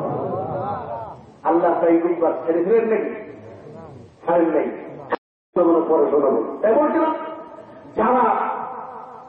যাদের কাছে পরকালকে যারা মানে না, বিশ্বাস করে না, তার উপর গুরুত্ব করে না, পরকালের ভয় যাদের অন্তরে নাই, আমার আল্লাহ পাক বলছে তাদের কাছে কিছু করতে হবে। কি বলেন? তাদের কিছু করতে হবে না।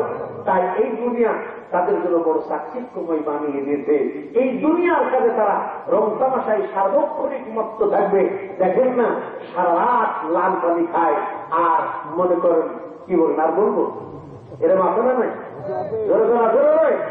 সারা রাত লাল পানি খা আর বলে দেখে এবার আমি তো 18, 16 আইলো, তারপরে তো 14 আইলো, তারপরে আরে ওরাও বেশি হয়ে গেছে, 12-13 ধরো। বুঝতে পারছেন? বুঝতে পারছেন? কারণ এই লাল পানির সাথে লাগে আর একটা জিনিস, তার নাম হইল কি লাগে বোঝেন না? আমার মনে বোঝেন, মদের সাথে লাগে মেয়ে। এবার বুঝতে পারছো? মদের সাথে লাগে মেয়ে, আর মদের সাথে যখন মেয়ে তো হয় তখন তার মধ্যে থাকে জোয়া। কি থাকে? কি থাকে? জোয়া থাকে। এখন এই সমস্ত কাজগুলা সারা রাত পাশ ফিরতে ফিরতে একদল লোকের রাত পার হয়ে যায়, ওদের কোনো খেয়ালও আল্লাহ তো দূরের কথা, বড় খেয়াল থাকে না। কথা দেখতে না, ছেলে মেয়ে বাড়ির কাছে ওরা কথা খেয়াল থাকে না। শয়তান তাদের এই পৃথিবীর সমস্ত কিছু চাকচিক্য তাদের বানিয়ে দিয়েছে। এই দুনিয়া যাদেরকে গিলে ফেলেছে, ধরে দিয়েছে, এরা আখিরাতের ভয় তাদের অন্তরে আসবে, যেরকম আসবে। আমার ভাইরা, আল্লাহ বলছেন উলাইকা আল্লাযীনা লাহুম সুউল আযাবি ওয়া হুম ফিল আখিরাতি হুম আখসারুন।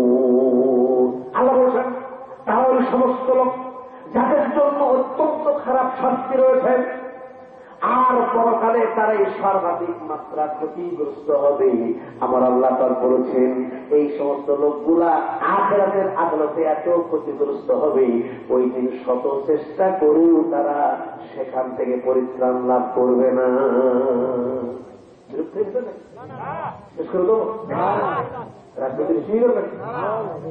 একটা ঘটনা বলতে চাচ্ছিলাম, বলবো? এরপরে আল্লাহ বলছেন تلك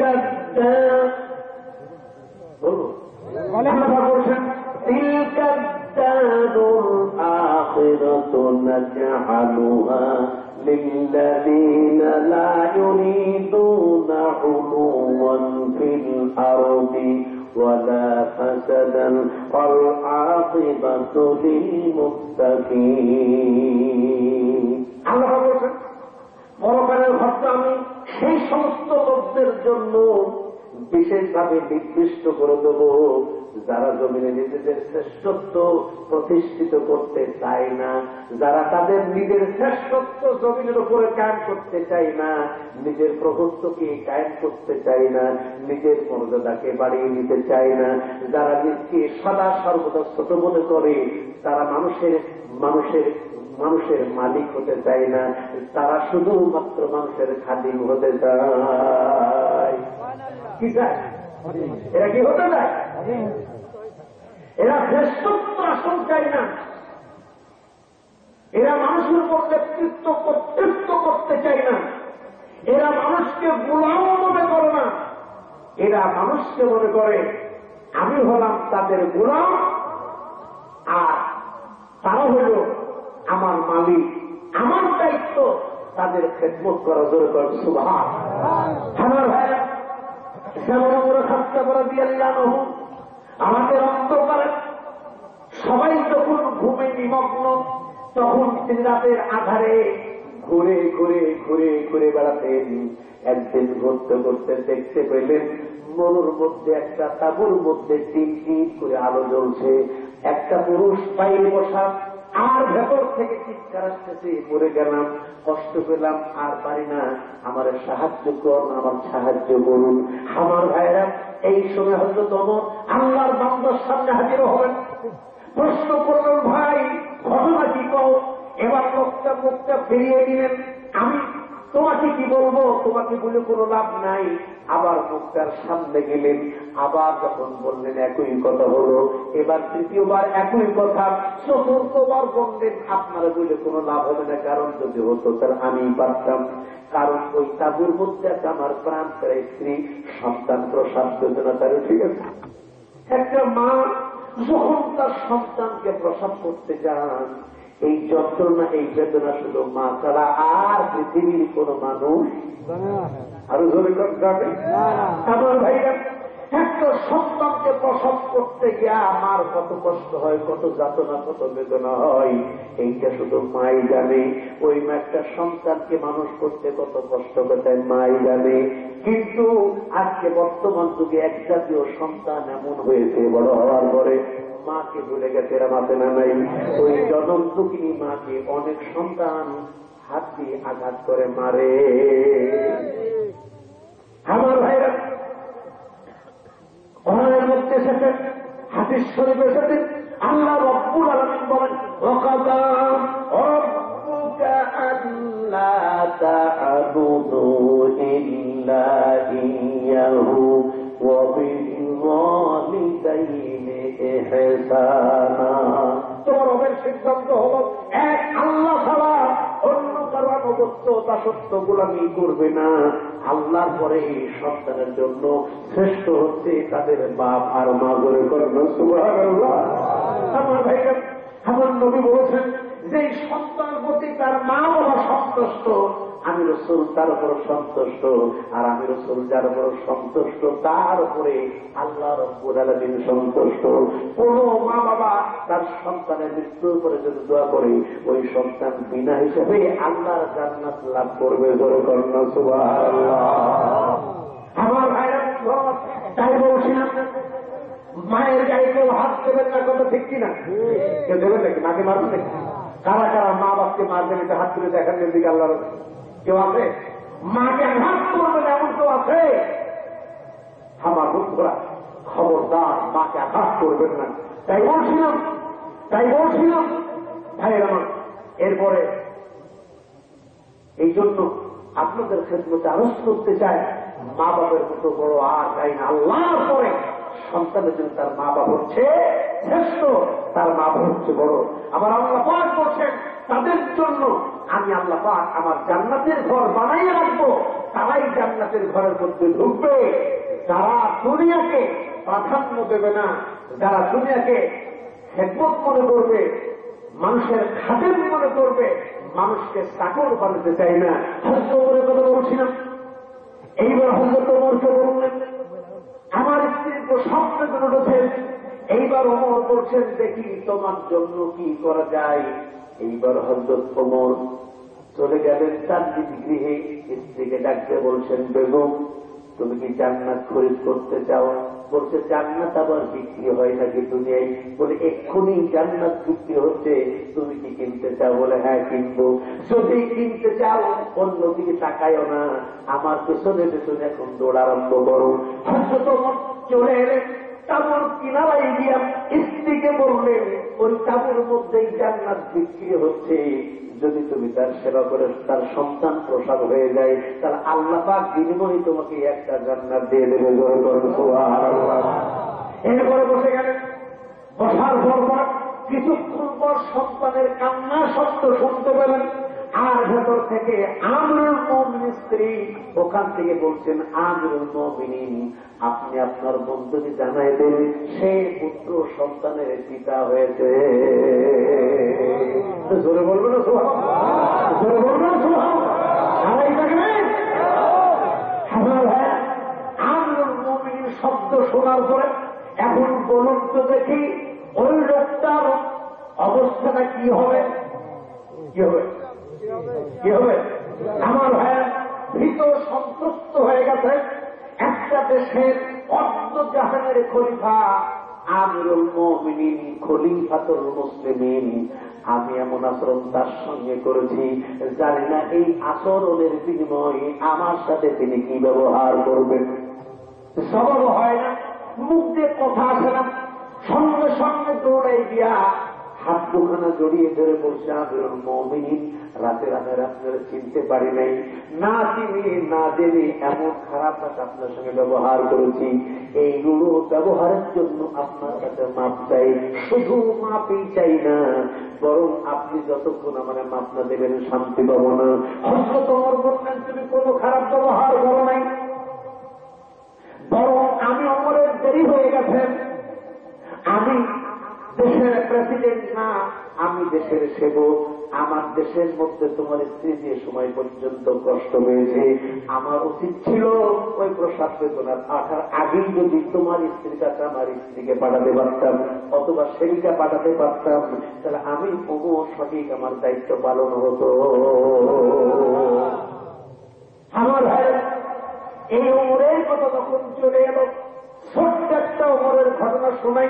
হযরত ওমর খাত্তাব রাদিয়াল্লাহু আনহু যখন খেলাফত প্রতিষ্ঠিত হওয়ার সঙ্গে সঙ্গে ওমরকে সতর্ক করার জন্য একজন জয়ীফ, দুর্বল আল্লাহর নবীর সাহাবী, অত্যন্ত গরিব, এত অসহায়, যিনি এই দুনিয়াকে দুনিয়া মনে করেন না, সার্বক্ষণিক শুধু আখিরাতের ভয়ে সবসময় চোখের পানি ভাবে, খাওয়া হোক আর না হোক সদা সর্বদা আল্লাহর ভয়ে ভীত থাকেন। এই হযরতে সাঈদ রাদিয়াল্লাহু তাআলা আনহু, আল্লাহর নবীর সাহাবী, যাকে আশারে মুবাশশারা বলা হয়, এই সাঈদ রাদিয়াল্লাহু আনহু যে বলছেন, আমিরুল মুমিনিন, আমি আপনাকে 5টা উপদেশ দান করতে চাই। আমার এই গরিবের উপদেশটা যদি আপনি গ্রহণ করেন, খেলাফতের দায়িত্ব পালন আপনার জন্য অনেক সহায়ক হবে এবং সঠিক দায়িত্ব পালন করার উপযুক্ত যোগ্য সম্পন্ন ব্যক্তি আল্লাহ পাক ওমরকেই দান করেছে। আমার ভাই, আমরা হলে কি করতাম? বুঝলে, তোর পেটে ভাত নেই, ভাত না তোর, আর তুই আমার একটু উপদেশ দিতে আসছিস, কথা ঠিক কি করে? আহা, গ্রামের নেতা ছিলাম, একটু শহরমুখ হয়েছি, আর কি আমি কথা ঠিক কি করে? ভাবতেই নেই। আমার ভাইরা, অর্থ জাহানের খলিফা হযরত ওমর খাত্তাব আমিরুল মুমিনিন খলিফাতুল মুসলিমিন শান্ত কণ্ঠে অত্যন্ত আবেগের সঙ্গে প্রশ্ন করলেন, ভাই সাঈদ, তোমার মতো একজন আখিরাত প্রেমিক মানুষের জন্য যে বক্তব্য হবে, যে উপদেশটা হবে, ওই উপদেশ নিঃসন্দেহে ওমরের জন্য বড় কল্যাণ আর মঙ্গলময় হবে। বলো তোমার উপদেশটা আমি শুনবো। এবার হযরত সাঈদ রাদিয়াল্লাহু আনহু বললেন, আমার 1 নম্বর উপদেশ হলো, আমিরুল মুমিনিন, খেলাফতে যখন আপনি অধিষ্ঠিত হয়েছেন, আমার উপদেশ হলো আপনি মানুষের ব্যাপারে আল্লাহকে ভয় করুন, আল্লাহর ব্যাপারে কখনো কোন অবস্থাতেই মানুষকে ভয় পাবেন না। বর্তমান যুগে এখন আল্লাহর চাইতে মানুষকে বেশি ভয় করা লাগে, ঠিক? বাস্তব ব্যবস্থা। আপনার বাবার ভীত সন্ত্রস্ত, ব্যবসা বাণিজ্য করতে ভীত সন্ত্রস্ত, বলা যায় না কাছে আছে, সুস্থ সুন্দর মতো বাড়িতে পৌঁছাতে পারবো, এ নিশ্চয়তা ধরে কর, ঠিক? এরকম প্রত্যেকটা সেক্টর একই অবস্থা। আমার ভাইরা, হযরত ওমরকে বলছেন, ওমর, 1 নম্বর উপদেশ, মানুষের ব্যাপারে আল্লাহকে ভয় করুন, আল্লাহর ব্যাপারে কখনো মানুষকে ভয় পাবেন না। তার মানে হইল, যদি মানুষ আল্লাহর হুকুম, আল্লাহর গোলামি, আল্লাহর যেমন যে আল্লাহ যদি অনুসরণ না করে, তাহলে আপনি প্রয়োজন বোধে তাদের বিরুদ্ধে অস্ত্র ধারণ করবেন। এতে কখনো আপনি মানুষকে ভয় পাবেন না, শক্তির কাছে মাথা নত করবেন না। এই পরামর্শ দিলেন একজন গরিব হযরত সাঈদ করে গল্প। সুবহানাল্লাহ। আমার ভাইয়ের বন্ধু, হযরত ওমর খাত্তাব রাদিয়াল্লাহু আনহু বললেন, সাঈদ, তোমার এই বক্তব্যটা আমি ওমরের জন্য অত্যন্ত সহায়ক এবং উপদেশটা 1 নম্বর হিসাবে আমি গ্রহণ করলাম। আমি ওমর যতদিন পর্যন্ত বলবো, আল্লাহর জাতের কসমটা বললাম, তোমার উপদেশটা আমি অক্ষরে অক্ষরে পালন করবো। একবার জোরে হবে না?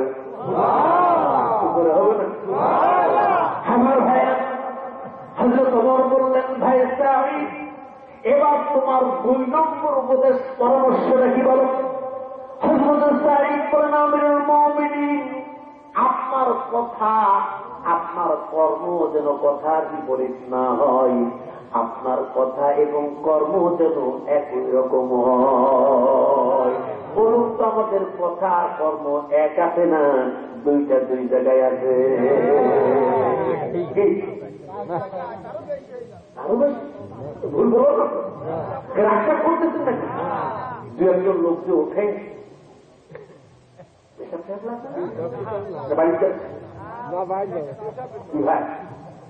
আসলে ওয়াজ করা খুব কঠিন। করার সত্যি সরাসরি বই মানুষজন বসতে চাই না, যদি গল্প ধরি আর রাগ ওঠে না। কি এটা বাস্তব।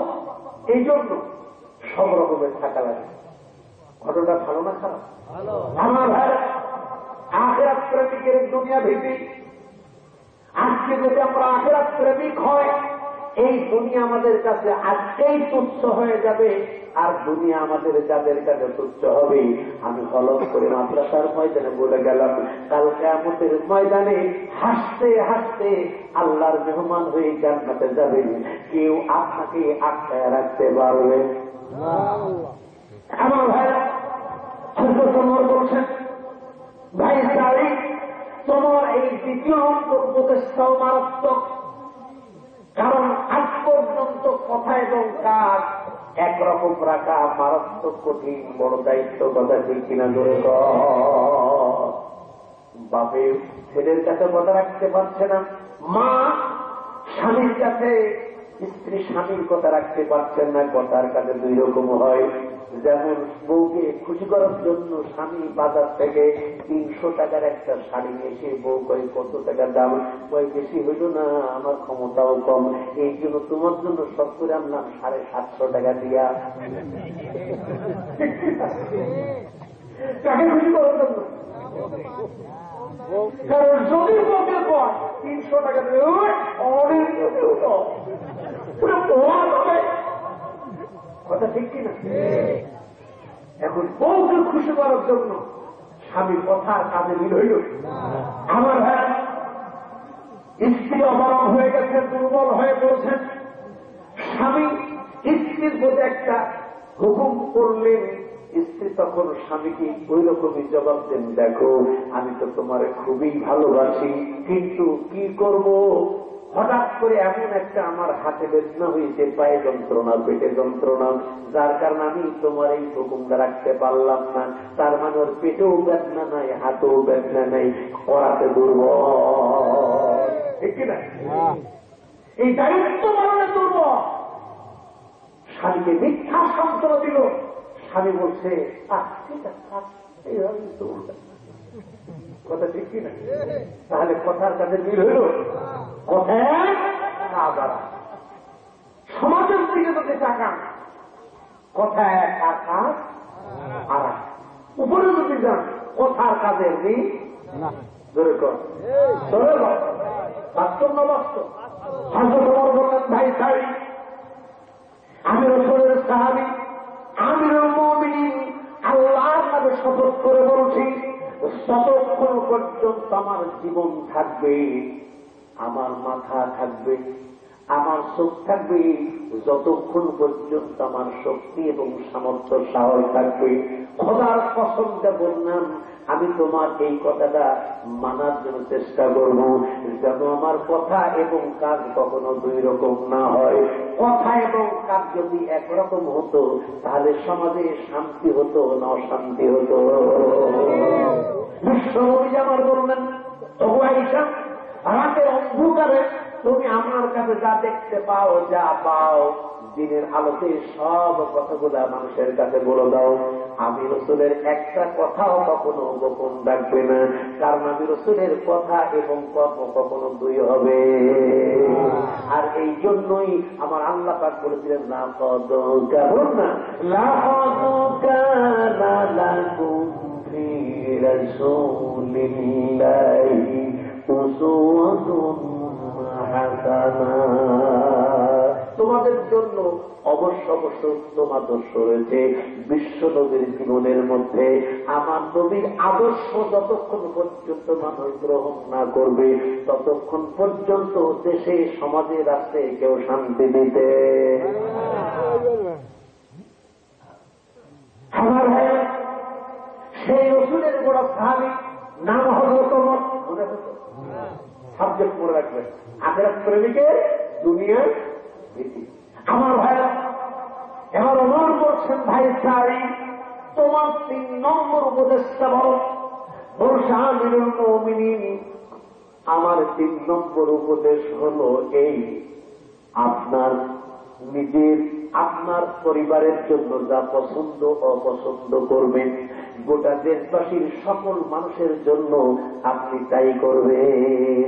আপনার আর দেশের মানুষের মধ্যে যেন কোনো পরিবর্তন না হয়। কিন্তু বর্তমান যুগে যদি বাড়ির দিকে তাকান, ছেলে খাবে মুরগির রান, মেয়ে খাবে মুরগির ঠ্যাং, স্বামী খাবে মুরগির কলিজা, আর কাজের মেয়েটা খাবে ছেলের উৎকৃষ্ট হাড্ডা, আর হাতের তলা সে ওই কালো কালো লাল লাল হাতের পাল্লা, শেষের তলাটা হাত খাইয়া কাজের মেয়ের জন্য রাখলো, নোটগুলা খাইয়া থাল বাসন মাইজে নেই। ঠিক বাস্তব? তাহলে নিজের জন্য পছন্দ করলাম মুরগিরা, উপরের ভালো খাদ্য, আর কাজের মেয়েটার জন্য পছন্দ করলাম বাসি পচা হাড় হাড্ডিয়া তলার ভাত। জবাব আল্লাহর দরবারে দিতে হবে কিনা? হবে কিনা? আখিরাতের আল্লাহ দুর্গের কিনা? আপনার সকল কর্ম কিয়ামতের ময়দানে এই মাটি বলে দেবে, আর কারোর দরকার হবে না। মাটি সব বলে দেবে। খবরদার, মানবদের প্রতি দৃষ্টি আকর্ষণ করে বলবো, যে সমস্ত মায়ের রেখে রেখেছেন, মনে রেখেছেন, শিখে নেন, আপনার বাড়ির কাজের মেয়েটাকে রাখবেন, আপনার শ্বশুর শাশুড়ি যারা আছে, শ্বশুর শাশুড়িকে মা বাবার আসনে বসিয়ে দেন, তাদেরকে ভালোবাসেন, তাদেরকে ভালো করে খাওয়ান, তাদের কাছ থেকে দোয়া নেন। মা বাবার সাথে যেরকম আচরণ করেন, শ্বশুর শাশুড়ির সাথে একই আচরণ করেন। কাজের মেয়েটাকে আপনি যা খান, কাজের মেয়েটাকে তাই খাওয়ান। আপনি যেমন কাপড় পছন্দ করেন, ওই রকম আপনার কাজের মেয়েটাকে দেন।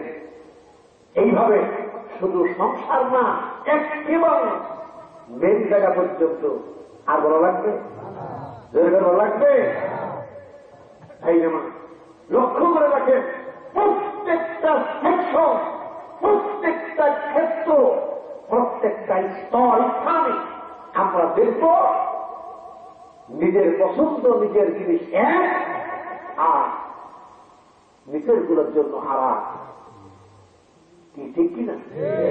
বউ স্বামীকে কয়, মাত্র বুড়ো হয়ে গেছে, মাত্র বুড়ো হয়ে গেছে, একটু তো শাড়ি কিনা কেন পাচ্ছে? বলতো 100-200 টাকায় পাওয়া যায়, একটা দিয়ে পুরো পানি দাও। ওটা ঠিক কিনা? আমি ওই স্বামীদের বলবো, এরকম পরামর্শ যদি কোনো বউ দেয়, ও স্বামী, তোমার ভোট করে দিবা 125 টাকা দামের শাড়ি, আর মায়ের জন্য দিবা 500 টাকা দামের শাড়ি। বউ বলে, এটা তুই বল, আর মা বলে, এটা বল। ভাত খাবে না তারা? জোরে কর, আপনার আনন্দ 100 কি কম? 100 টাকার শাড়িটাকে তোমার পরে যে আগুন ধরে দাও, তোমার যদি অপছন্দ হয়, তাহলে তুমি তোমার শাশুড়ি আপনার জন্য কেন পছন্দ করলে? এটা এর অধিকার। ওই শাশুড়ি যদি তার গর্ভে থেকে 10 মাস 10 দিন লালন তোমার স্বামী কেনা করতেন, সে যদি তোমাকে ঠিক মতো খেতে দিতেন, একটু অবহেলা করলে তোমার স্বামী তো দূরের কথা, তোমার স্বামী লঘু খুঁজে পাইতে না। তার বদৌলতে তুমি স্বামী পেলে, তার সাথে ইউ আসলো। মালিকেরা শ্রমিক খাবে, শ্রমিকের মাথার ঘাম পায়ে ফেলা, অর্জিত সম্পদ, আপনার দেশের সম্পদ আপনার উৎপাদন করে, উৎপাদিত পণ্য বিক্রি করে আপনি কোটি টাকার চেয়ারে বসে থাকে। আপনার সেই শ্রমিক, তার দিকে আপনি কেন দেখাবেন না? যদি না টাকা খবর আছে, ঠিক কিনা?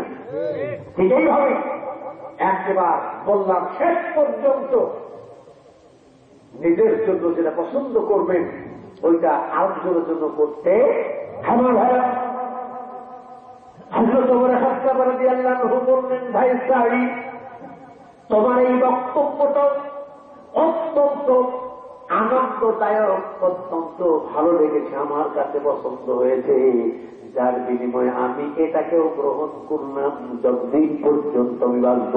আল্লাহর শপথ করে বলছি, আমার আনন্দের জন্য যেন দুই রকম না হয়, সকলের জন্য যেন সমান হয়। আমার নবী তেমনটাই করেছেন, ঠিক কিনা?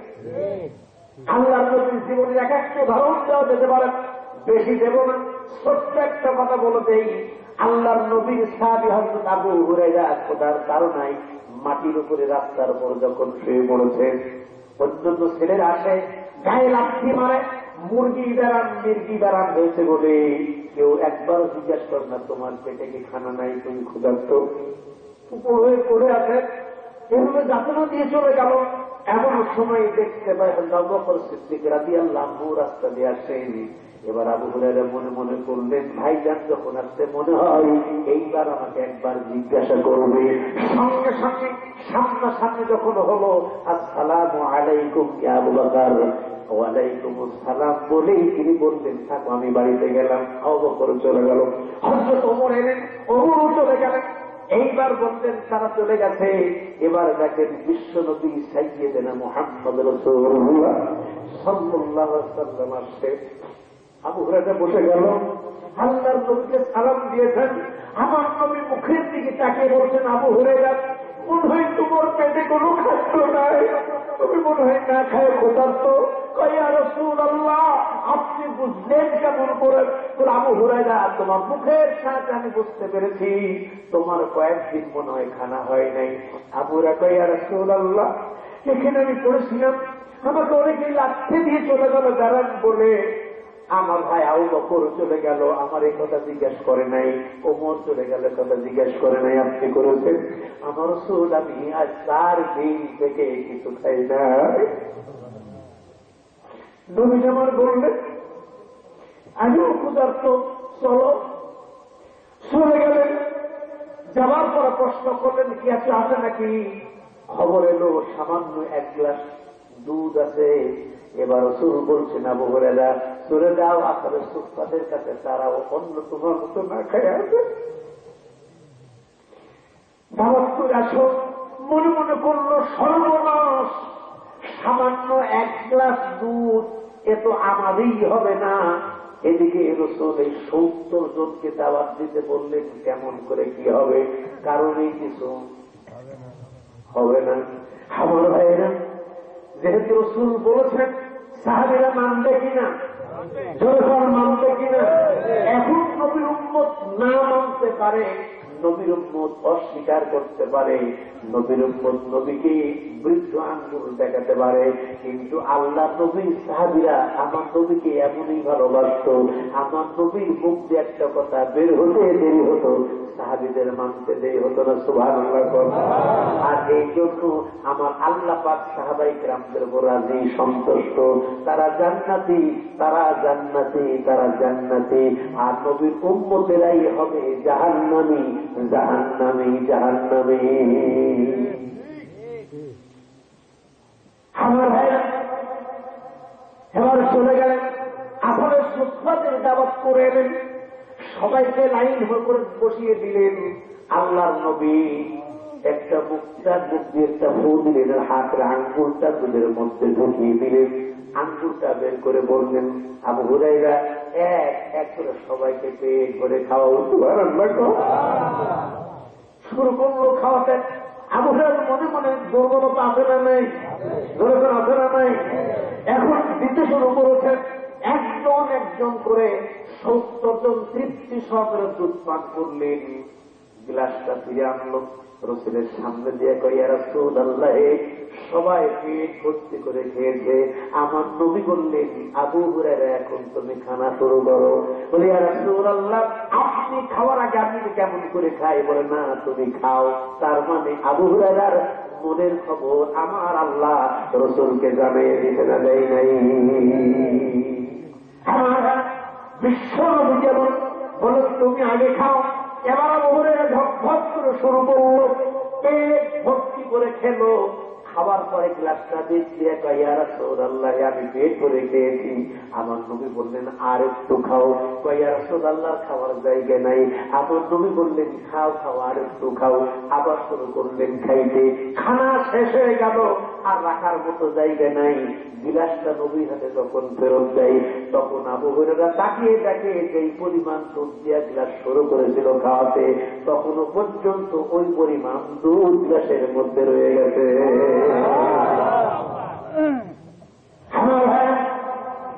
এবার আল্লাহ নবী খাইলেন।